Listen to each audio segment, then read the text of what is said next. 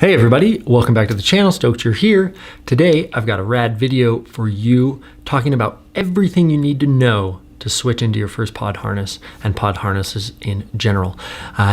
This is a talk with my friend Karlis. He's the 5-time Latvian Paraglide champion. He's an extremely talented cross-country and acrobatics pilot, and him and I both do paraglide mentorship online. So if you're looking for a mentor to kind of dissect your videos, your flight decisions, your launches, your ground handling, any of that, you can find descriptions in the link below for us to help you out with that. If you like these videos, please hit subscribe and consider becoming a patron on Patreon. That's patreon.com/airintheair for as little as $5 a month. Super helpful for me.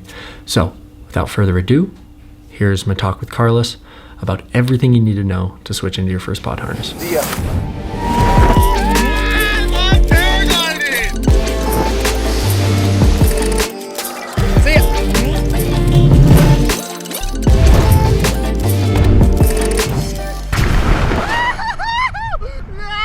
Hey Karlis, thanks for coming back, buddy. You're welcome. Glad to be here, second time in a row. Yeah. So today I want to talk about a question that I've gotten over and over here on the YouTube channel, and that is talking about people's first pod harness. When it's time to step up, how to adjust it, which pod, what are the risks? And I think that this is something that I've advised people on so much here as I've guided people in their own progression. And so let's start with choosing a pod harness for your first pod, assuming that we all learn in an upright open harness and we want to go to a pod. And actually, before we even talk about choosing it, when is it time? When is it time to step to a pod harness? That's this question in general in paragliding. There is no rule of thumb. There's no general do this or that. It's paragliding is all about the Goldilocks effect, just right. So everybody, we all learn differently. We all have different capacities of learning. So when exactly to step up to the pod is a hard one to say. It's more what you want to do in your flying. It's not to me. It's not about timing or how many hours you have and all that. It's more about what type of flying you are gonna do and how much do you fly. Like not how many hours you have flown, but how much do you fly today? How many hours did you have last year and the year before? Do you fly regularly enough? If you only do 10-20 hours a year for the pleasure of hike and flies, you have no need for pod. If you're doing 50 plus a year or 30 to 50, depends, then you can start thinking if cross country is the thing that you're actually gonna do. If it's just to look cool on takeoff, then definitely there's no point switching up. But the pods, the pods is for performance, to get better airflow around you. And it's way easier to use speed bar in the pod harness efficiently. You still can use speed bar and seated a lot. So it's kind of more of what you want to do, why do you need the pod harness, than a question of time, how, because you can learn on pod. It's not suggested, it's not the easiest thing to do maybe, but it's not that different. There are a few key factors that we're going to talk about, what's different between seated and pod. But I don't see that pod as it's in itself is that much more tricky than seated. But there's a lot of different pods, and some of them are very complex and messy, and it's easier to make mistakes than others. But that's something else. So if you want to choose a pod, you need to answer the question why. That would be what I would say first. Like, why do you need it? Do you really need it? I agree. And I think I want to add a couple of things here. And the first one is that in the last video, we talked about progression into cross-country flying. And the first rule that you proposed was you don't need to change any gear. You do not need a pod harness to fly cross-country. You do not need a pod harness to fly 100K, 150K. You can fly really far and for a really long time with an open harness. I've done it. You've done it. So many pilots have flown, like hundreds of kilometers with an open harness. It works. You can put a flight deck on it. It's fine. Yeah. So I think it's a misconception to say that if you want to fly cross country, you have to have a pod. You don't need. Oh, for sure not. Of course, for sure not. Yeah. Okay, so the other that's thing why is, I said it's more of a that's why I said it's more of why do you need it? Not that you have to have. You don't have to have pod harness ever. Like, it's not necessary.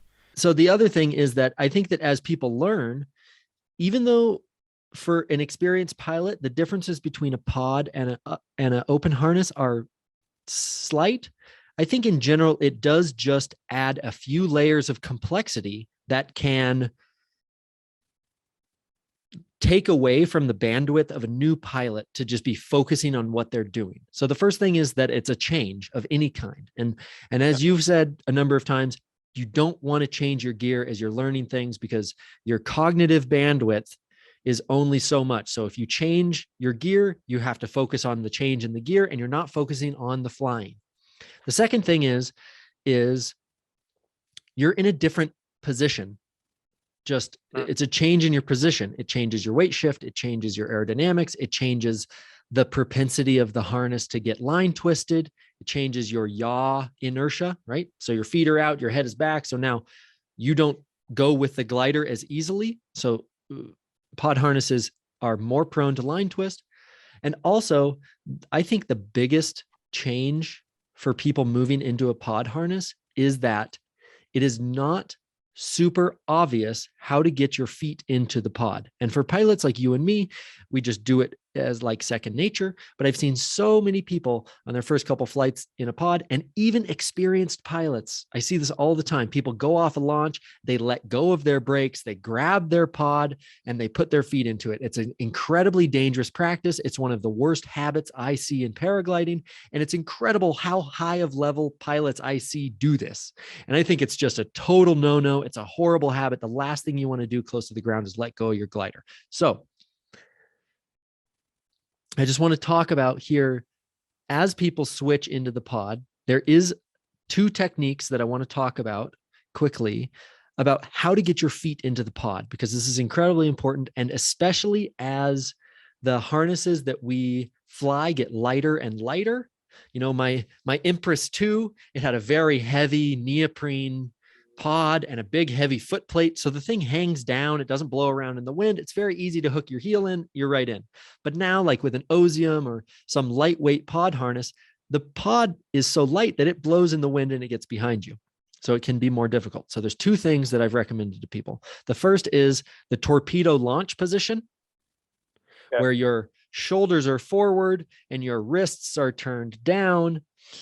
If you stay in this position, then the pod will dangle beneath you. You are using your head and you're looking below the harness. You can see it. You can put your foot in it. You can hook it. You can pull it forward and you get in. Okay.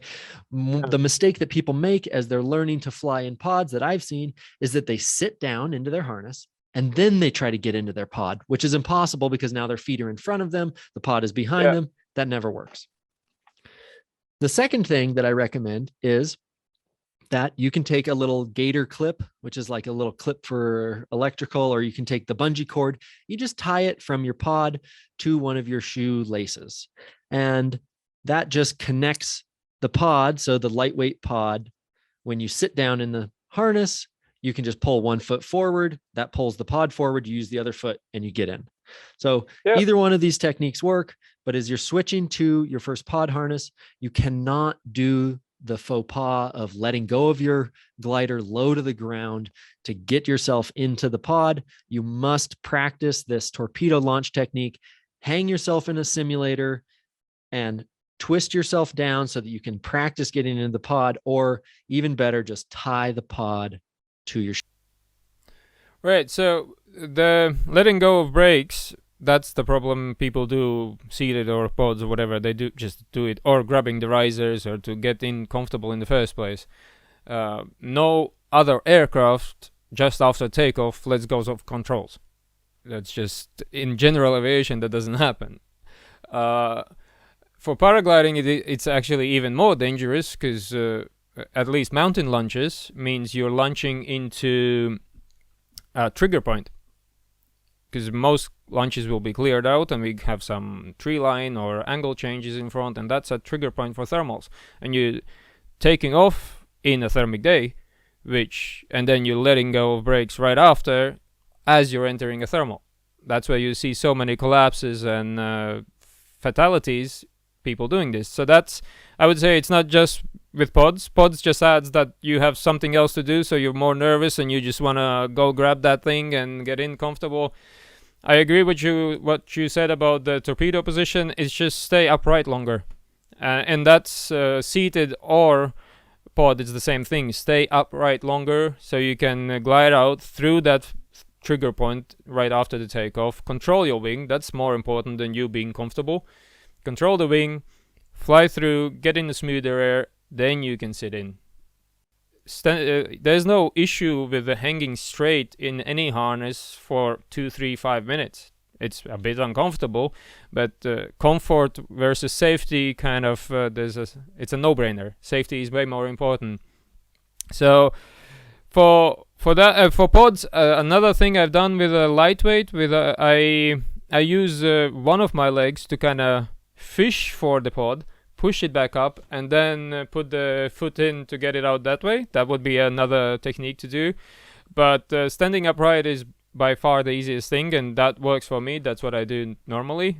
I have now a lightweight pod as well, and all the pods I've used, standing up, as you said, the torpedo thing works. And you still pilot your wing, you still can weight shift a little bit, and you can get the pod. The rubber thing or bungee cord, that's a great one because it's just so much easier. And then even if you sit down too early, you still get your pod back. So if you're learning, if you're getting a pod as that's your first pod, put the bungee. Just make sure the bungee is long enough so it doesn't mess you up your run on the takeoff or when you walk around. Yeah, so make sure it's a bungee, not a paragliding cord. It's like what else you said about the things in the air with pod. It's as you said, the legs being out, you're way more likely to twist with pods. That's a danger with pods in general. So, but that's an easy thing to fix. Is when something happens, you sit up. You just have to put your legs under your butt and sit up straight. That helps to avoid riser twists. But it's another thing to think about. Yeah, totally. And it's also, there's some adjustment things that I want to get into. So, but before we get into the adjustments of the pod, I want to talk about like choosing which pod, because I think the mistake that people make is that they want to get in and they think that they want a lightweight harness. So they want to get a lightweight harness, but beginners, I never recommend that a beginner starts with a lightweight harness because a lightweight harness doesn't have protection. And I personally have been saved so many times by the protection on my acrobatics harness when I've come in just for a hard landing in katabatic wind, or I made a low turn too low and I just screwed it up, and I just came in and I put my feet up and I landed on my butt like I shouldn't.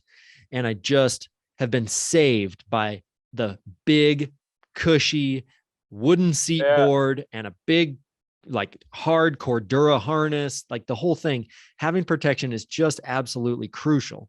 So I recommend people fly something like an Empress 2, something that has more weight and it has some robust foam. Yeah, it's the protections are a tricky one because not all protections are made equally. So that, and nobody really talks about it, and it's hard to test them. Not all protections are made equally. No, like, but in general, I agree with what you say. The bigger the protection, the better. The last couple, not this, but the seasons before, I was flying with 20 liters of water, 10 liters under, and 10 in the back, just for cross country. That's a different topic. But 20 liters? Yeah, it's 30%, a bit more than 30% of my body weight. Ridiculous.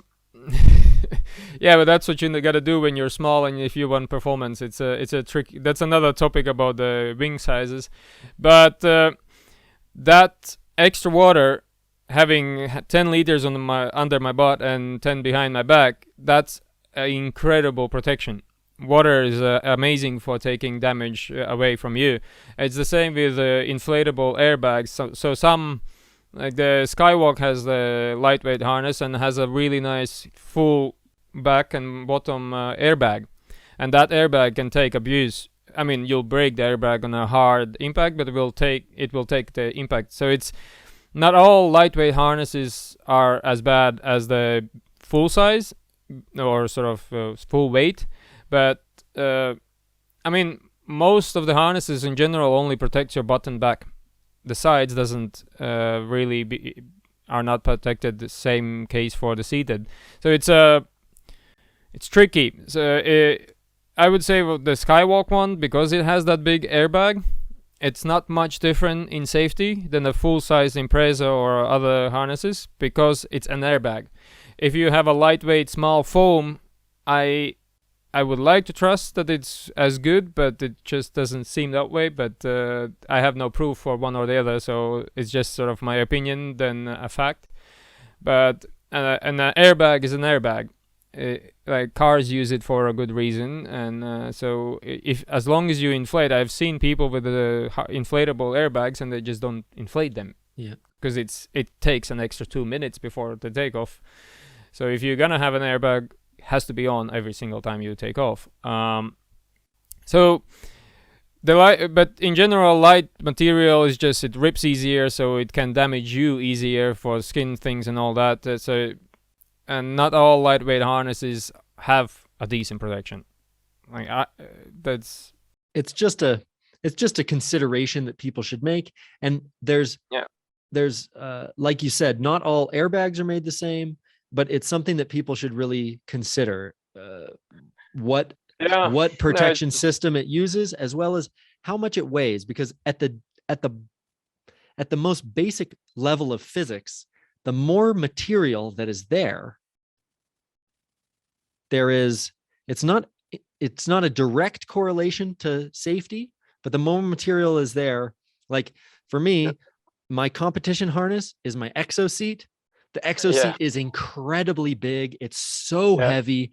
The protection that I feel in that thing, because of all the back padding and the protector itself, plus the hard bottom of the harness itself, the thing has the most protection of any of my harnesses.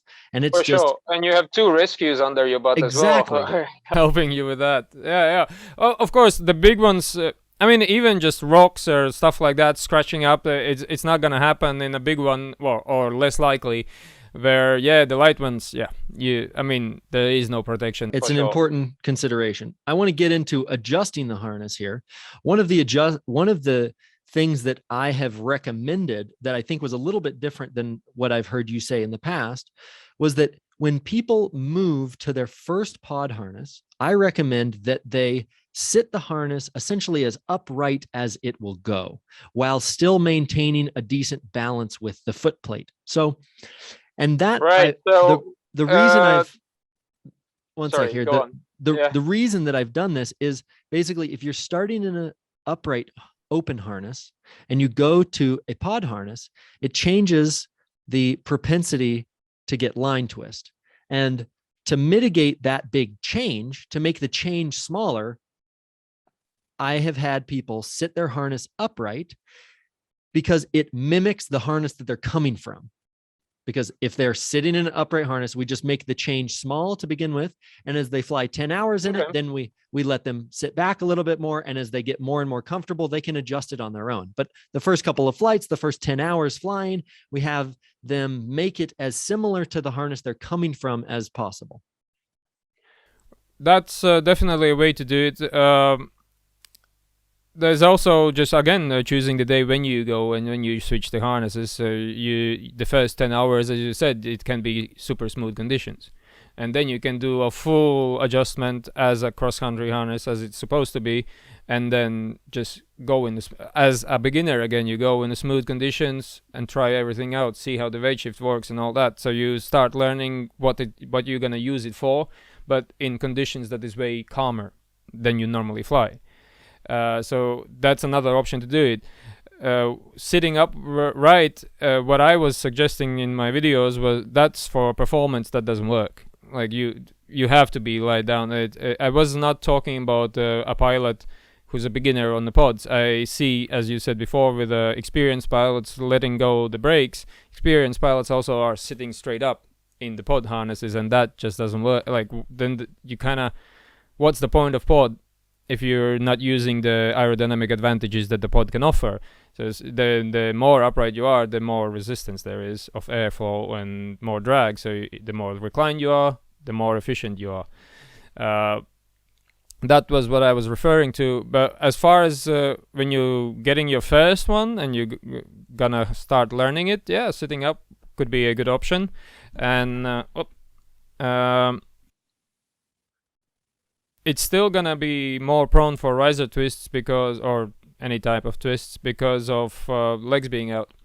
So the first things I tell to pilots who switch to pods is that you gotta be able to just put your legs down. Your first instinct before you do anything else has to be legs down under your butt and like strongly hold your butt with your legs basically. And you lean forward, legs under. That is number one thing to do in pod when things go bad.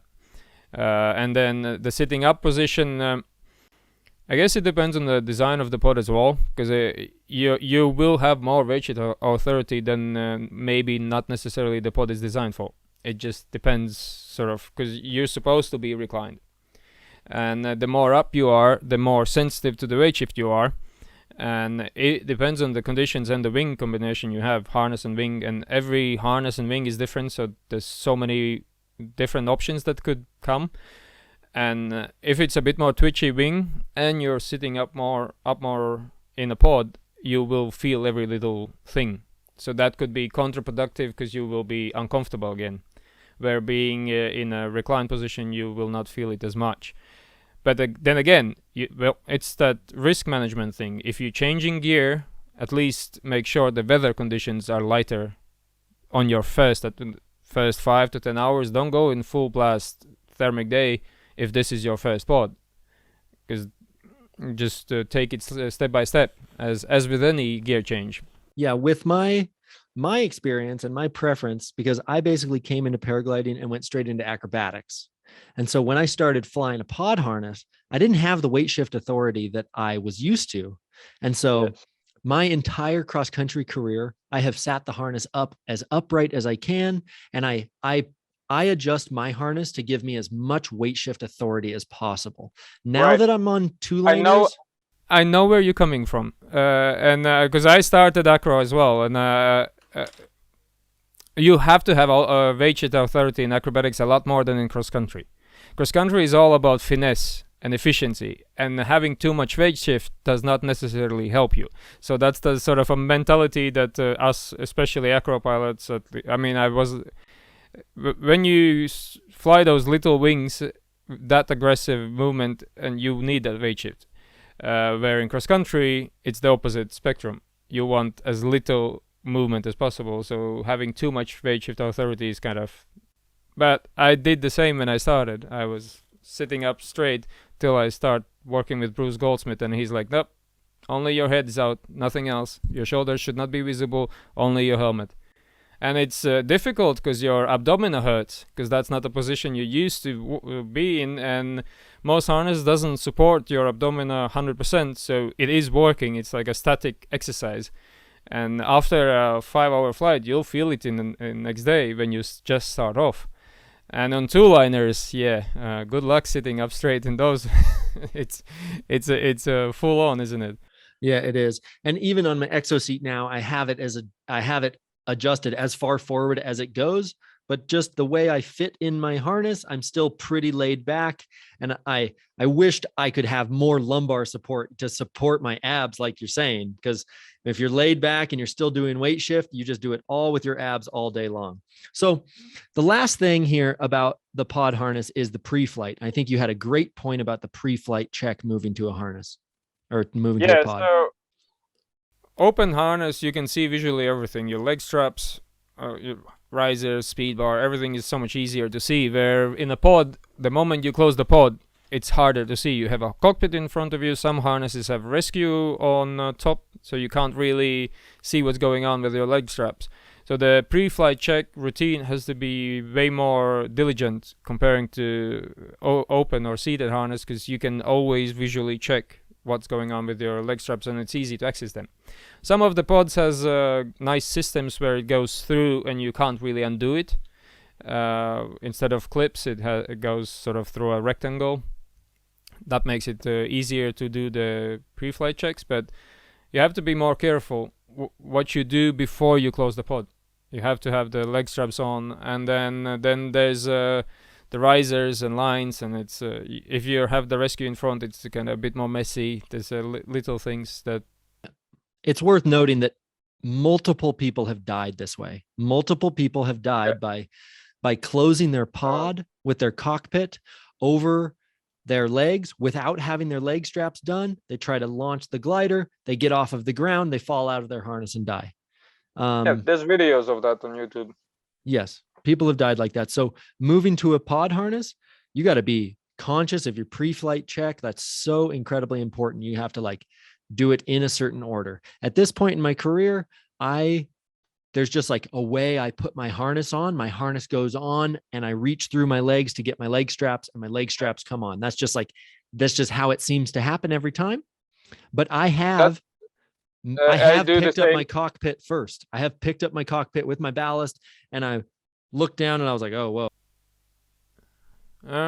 So for me, no matter what harness I fly, leg straps goes first. The moment the harness is on, leg straps is on, or the harness is on the ground, or my leg straps are on. And by now, it's if I walk around the takeoff and my leg straps are not on, I have alarm bells going off all the time, because it's the same routine every time for the last 10 years. That's all I've done. Is harness on, leg straps on. There's no excuse to have a harness on, walk around the takeoff without having the leg straps. I don't do that. Yep. I don't do that either. And when people have their harness on without the leg straps on, I point it out. I say, hey, you shouldn't have your harness on if you don't have your leg straps on. Yeah, it's routines. To me, this is how I do it. This is the routine I prefer. To the way I see it, it doesn't really matter what routine it is, as long as it is a routine and you repeat it every single time the same way. Because it's easy to get distracted on takeoff, chit-chatting or weather or this or that, or somebody's taking off or somebody having a collapse, and you're just kind of looking all over the place and forgetting that you have to focus on yourself. So that routine has to be routine. And if you're switching gear, your routine matters even more. And in the pod harness, that's a next level, because you have to add diligence to that, because it's something else, something new that you can hide that you didn't have before.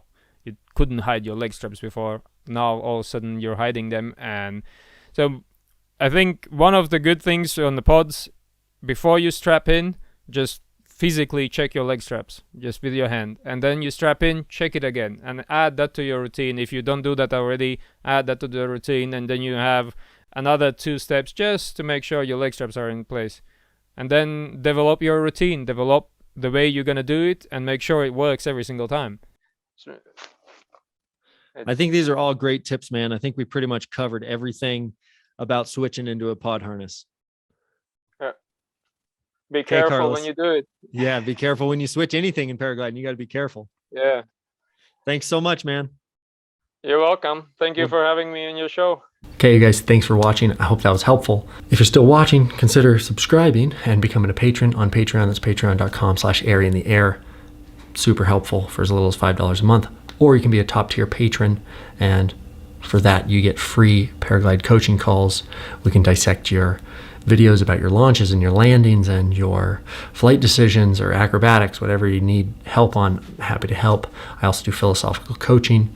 Consider following me on Instagram and checking out my podcast. That's the Airy in the Air podcast. It's available on all platforms and has some really rad stuff on it. So thanks for watching. See you in the next episode.